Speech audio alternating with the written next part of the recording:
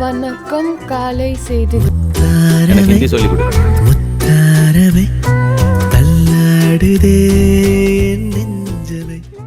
Touring talkies ரசிகர்களுக்கு வணக்கம். வாங்க லென்ஸ் நிகழ்ச்சிக்கு போகலாம்.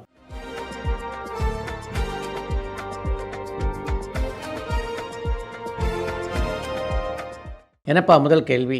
பராசக்தி படத்துக்கு மிக்சட் ரிவ்யூ தான் இப்போ வரைக்கும் வந்துட்டு இருக்கு. ஒரு சீரியஸான படத்தை பொங்கலுக்கு ரிலீஸ் பண்ணி அந்த படக்குழு தப்பு பண்ணிட்டாங்களான்னு பல்லவி ராமேஸ்வரத்துலேருந்து கேட்டிருக்காங்க. பராசக்தி திரைப்படத்தை பொறுத்தவரையிலே அந்த படத்துக்கு இப்படி ஒரு கலவையான விமர்சனம் வரும் அப்படின்னு அந்த படத்தினுடைய இயக்குனரோ தயாரிப்பாளரோ எதிர்பார்த்திருக்க வாய்ப்பு இல்லை இல்லையா? அதன் காரணமாக தான் மிகப்பெரிய எதிர்பார்ப்போடு அந்த படத்தை பொங்கலுக்கு வெளியிட்டார் அந்த படத்தினுடைய தயாரிப்பாளரான ஆகாஷ் பாஸ்கரன். தனுஷ் இப்போ நடிக்கிற படத்தோடைய டைட்டில் அனௌன்ஸ்மெண்ட் எப்போ வெளியாகும்னு பொள்ளாச்சியிலேருந்து விக்னேஸ்வரன் கேட்டிருக்காங்க. எந்த ஒரு புதிய படமானாலும் பெரும்பாலும் பாடல் வெளியீட்டு விழாவுக்கு முன்னால் தானே அந்த படத்தினுடைய தலைப்பே அனௌன்ஸ் பண்ணுறாங்க. அதனால் தனுஷ் படத்தினுடைய டைட்டிலும் அந்த படத்தினுடைய பாடல் வெளியீட்டு விழாவுக்கு முன்னால் தான் அறிவிப்பாங்க அப்படின்னு நினைக்கிறேன். நீங்கள் துபாய்க்கு போகும்போது ஷாருக் கானை சந்திக்கிற வாய்ப்பு கிடைச்சதான்னு அஜய் கோயம்புத்தூர்லேருந்து கேட்டிருக்காங்க. நான் எந்த ஹோட்டலின் திறப்புழாவுக்காக துபாய்க்கு போகணும் அந்த ஹோட்டலை நான் போவதற்கு முதல் நாளே திறந்து வைத்து விட்டு போய்விட்டார் ஷாருக் கான். அதனால் அவரை சந்திக்கக்கூடிய வாய்ப்பு எனக்கு கிடைக்கல. சரத்குமார் ஜிவி பிரகாஷ் சேர்ந்து நடிச்சிருக்க அடங்காதே படம் எப்போ ரிலீஸ் ஆகும்னு அமிர்தேஸ்வரன் குவைத்திலிருந்து கேட்டிருக்காங்க. எந்த ஒரு திரைப்படத்தையும் எந்த காலத்தையும் வெளியிடக்கூடாது அப்படின்னு திட்டமிட்டு யாராவது தயாரிப்பாங்களான்னு. அடங்காத திரைப்படத்தை பொறுத்தவரையிலே சில பிரச்சனைகள் அந்த படம் சந்தித்து கொண்டிருக்கிறது. அதெல்லாம் முடிஞ்சதுன்னா நிச்சயமாக அந்த படம் வெளியாகும். ஜனநாயகன் படம் ரிலீஸ் ஆகாத இந்த சமயத்தில் விஜய் சர்க்கார் படத்தை ரீரிலீஸ் பண்ணலாமே, அப்படி பண்ணால் அவருக்கு நல்லது தானே, ஏன் அதை பண்ணாமல் இருக்காருன்னு கண்ணன் திருநெல்வேலியிலேருந்து கேட்டிருக்காங்க. ஒரு ஜனநாயகன் வெளிவரல அப்படின்றதுக்காக எத்தனை படத்தை வெளியிடுறது? ஒரு பக்கம் தானுடைய தயாரிப்பிலே உருவான தெரி படத்தை பொங்கலுக்கு வெளியிட அவர் முயற்சி பண்ணிட்டு இருக்காரு. இன்னொரு பக்கம் மெர்சல் திரைப்படமும் பொங்கல் என்று வெளியாக இருக்குது. இதை தாண்டி இன்னும் 3 படங்களும் பொங்கலுக்கு வெளியாக இருக்கின்றன. அதில் ஒரு படம் கார்த்தி நடித்துள்ள வாவாத்தியார், இன்னொரு படம் ஜீவா நடித்துள்ள தலைவர் தம்பி தலைமையில் அப்படின்ற படம், மோகன்ஜியினுடைய இயக்கத்திலே திரௌபதி 2 என்ற திரைப்படமும் பொங்கலுக்கு வெளியாக இருக்கிறது. சர்வர் சுந்தரம், மன்னவன் வந்தானடி போன்ற படங்களுடைய ரிலீஸுக்கும் சென்சார் சர்டிஃபிகேட் தான் பிரச்சனையா இருக்கான்னு ஈஸ்வரி ஒசூர்லேருந்து கேட்டிருக்காங்க.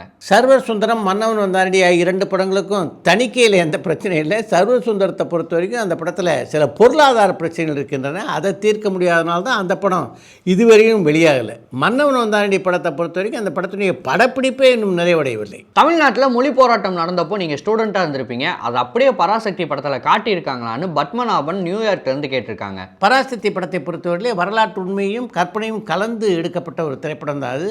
ஹிந்தி எதிர்ப்பு போராட்டக்காரர்கள் மிகப்பெரிய அடக்குமுறையை சந்திக்க வேண்டி வந்தது. அப்படிப்பட்ட ஒரு அடக்குமுறையை நானும் சந்தித்திருக்கிறேன். மியூசிக் டைரக்டர் அம்ரீஷ் இப்போ எந்த படங்களும் பண்ணுறதில்லையே, அவர் சினிமாலேருந்து விலகிட்டாரான்னு கண்ணன் திருநெல்வேலியிலேருந்து கேட்டிருக்காங்க. அமரேஷ் இப்போதுமே 2 படங்களுக்கு இசையமைத்து கொண்டு தான் இருக்கிறார். இன்றைக்கி தமிழ் பட உலகத்தை பார்த்தீங்கன்னா ஏறக்குறைய 30-35 இசையமைப்பாளர் இருக்காங்க. அதனால் இந்த இசையமைப்பாளருக்கான வாய்ப்புகள் MS விஸ்வநாதன், இளையராஜா போன்றோருக்கு கிடைத்தது மாதிரி கிடைப்பதில்லை. நெட்ஃப்ளிக்ஸ்க்காக ஐஸ்வர்யா ரஜினிகாந்த் ஒரு படம் டைரக்ட் பண்ணிட்டு இருக்காருங்கிற தகவல் உண்மையான யாழ்ப்பாணத்துலேருந்து ஜானி கேட்டிருக்காங்க.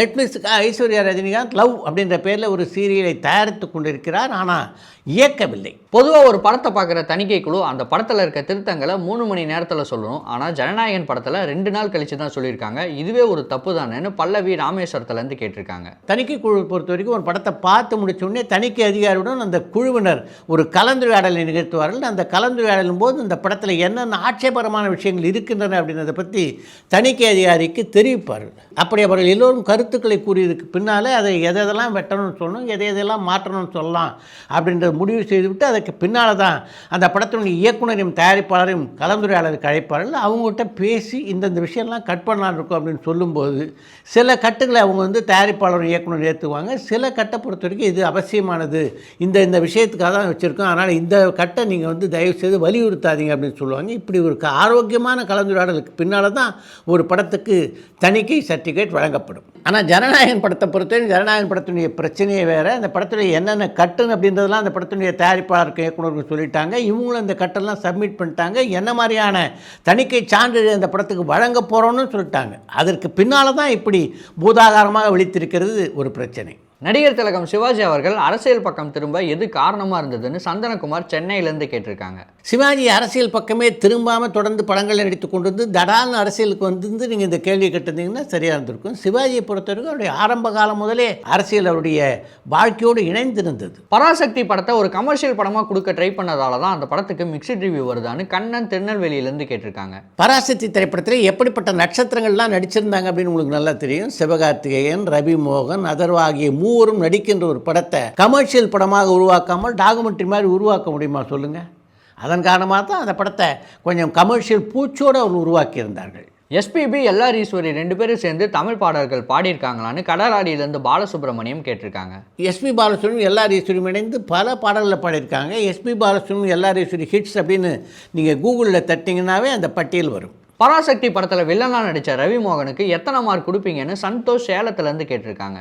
பராசக்தி திரைப்படத்தில் வில்லனாக நடித்த ரவிமோகனுக்கு 75 மார்க் வரை நான் கொடுப்பேன். டிமாண்டி காலனி 3 படத்துடைய சேட்டலைட் ரைட்ஸை ஜி நிறுவனம் 50 கோடிக்கு வாங்கியிருக்கிறதா தகவல் வருது. இது உண்மை தகவலான்னு அஜய் ஒசூர்லேருந்து கேட்டிருக்காங்க. டிமாண்டி காலனி 3 படத்தை நீங்கள் குறிப்பிட்டீங்களே ஒரு தொகை, அந்த தொகைக்கு எந்த ஒரு ஓடிடி நிறுவனமும் வாங்கியிருக்க வாய்ப்பில்லை. ஜெமினி கணேசனுக்கு அரசியல் நண்பர்கள் அதிகமாக இருந்தும் அவரையும் அரசியலுக்கு வரலன்னு சந்தனகுமார் சென்னையிலேருந்து கேட்டிருக்காங்க. ஜெமினேசனுக்கு அரசியல் நண்பர்கள் அதிகம் அப்படின்னு உங்களுடைய கேள்வியில் குறிப்பிட்டிருக்கீங்க. அந்த அரசியல் நண்பர்கள் இருக்காங்களா, அவங்க பல கட்சியை சேர்ந்தவர்களாக இருந்தார்கள். அதன் காரணமாக தான் அரசியலில் ஈடுபடுறதுல ஜெமினேசனுக்கு நாட்டம் இல்லை. ஆனாலும் மானசீகமாக காங்கிரஸ் கட்சிக்கு ஒரு அனுதாபியாக இருந்தவர் தான் ஜெமினேசன். பாக்யராஜ் அவர்களுக்கும் பிரேம்ஜி பெரியப்பா அவர்களுக்கும் முன்னாடி இருந்த கருத்து வேறுபாடுக்கு என்ன காரணமாக இருந்ததுன்னு சந்தோஷ் சேலத்திலேருந்து கேட்டிருக்காங்க. ஒரு காலகட்டத்திலே தான் ஒரு இசையமைப்பாளராக வேண்டும் என்ற எண்ணம் பாக்யராஜுக்கு இருந்தது. அதுதான் அந்த பிரச்சனைக்கு ஆரம்பம். ஒரு படத்துடைய கேப்டன் டைரக்டர்னா துணை கேப்டன் யார்? சினிமாட்டோகிராஃபரா, ப்ரொடியூசரா, மியூசிக் டைரக்டரா இல்லை ஹீரோவானு திருவாரூர்லேருந்து கார்த்திக் கண்ணையன் கேட்டிருக்காங்க. திரைப்படத்தை பொறுத்தவரையிலே அந்த படத்துடைய இயக்குனர் கேப்டன் அப்படின்னா துணை கேப்டன் அப்படின்னு ஒளிப்பதிவாளரைத்தான் சொல்ல வேண்டும்.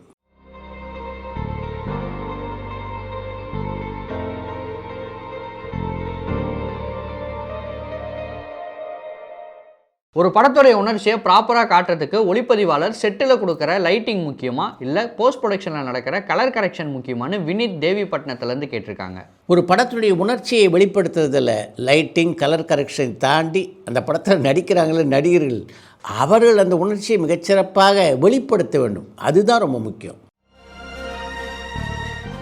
அடுத்து இன்று ஒரு தகவல்.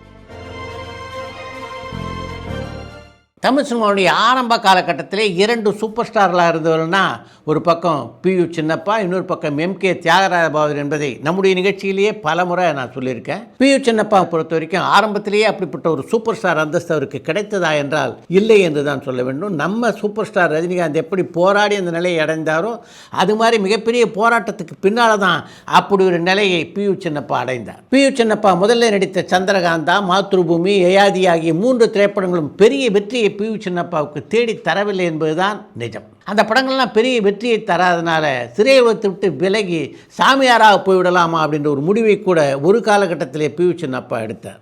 அப்படிப்பட்ட ஒரு சந்தர்ப்பத்தில் தான் அவரை அழைத்து உத்தமபுத்திரன் படத்தில் நடிக்கக்கூடிய வாய்ப்பினை வழங்கினார் மாடர்ன் தியேட்டர் அதிபரான டிஆர் சுந்தரம். அந்த படத்தில் இரட்டை வேடத்தில் மிக அற்புதமான நடிப்பை வழங்கியிருந்தார் பியு சின்னப்பா. அதன் காரணமாக தான் அந்த படம் மிகப்பெரிய வெற்றியை பெற்று பின்னாளில் சூப்பர் ஸ்டார் என்ற ஒரு அந்தஸ்தை அவர் அடையவருக்கு காரணமாக அமைந்தது.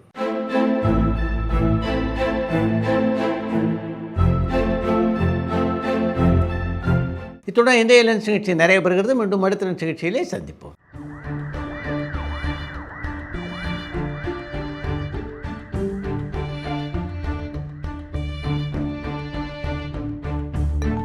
பரபரப்பான சினிமா செய்திகள், நட்சத்திரங்களின் பேட்டிகள், சினிமா வரலாறு ஆகியவற்றை பார்க்கவும் படிக்கவும் உங்களுக்கான இணையதளம் touringtalkies.co. டூரிங் டாக்கிஸ் சேனலை லைக் பண்ணுங்க, ஷேர் பண்ணுங்க, சப்ஸ்கிரைப் பண்ணுங்க.